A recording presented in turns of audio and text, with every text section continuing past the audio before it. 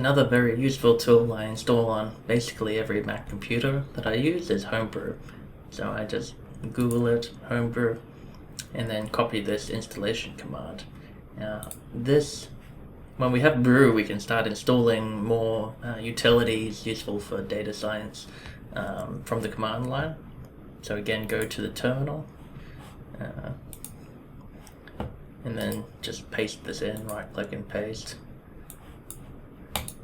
I'll make it a bit bigger so we can see what's going on. Hit enter. Okay, so here it's going to ask for my password to install this properly. Now this is a bit weird because when you start typing, it doesn't actually show you any indication that it's working. So it is actually recording what you type in, so I just hit backspace many times to undo all that. And hopefully if I type in my password now and hit enter, yep, that seems to have worked. It'll install blah blah blah, hit enter,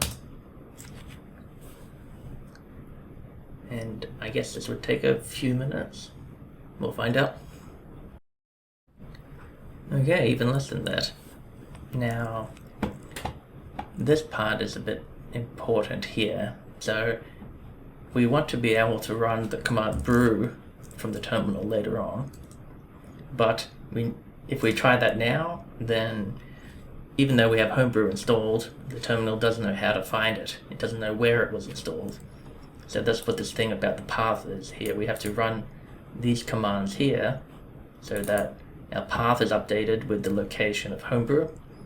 So we can just copy these one by one. Copy that one, paste, enter, copy, paste, enter.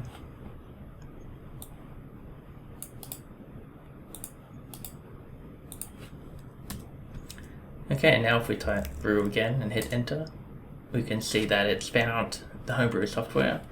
And just to be very safe, let's close the terminal and then make a new terminal.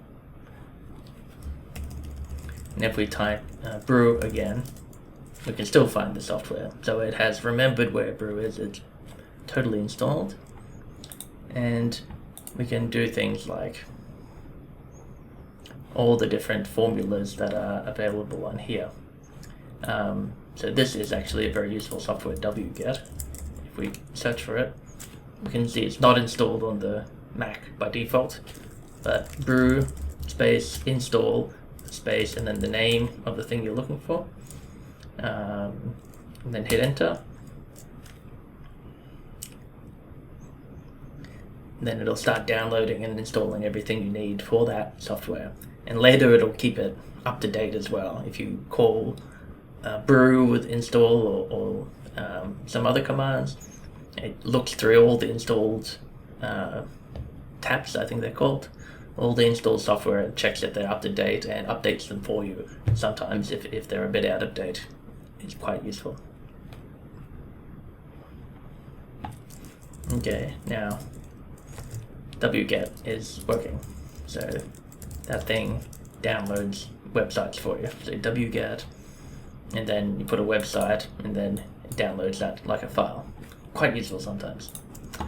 Okay, that's all for this one.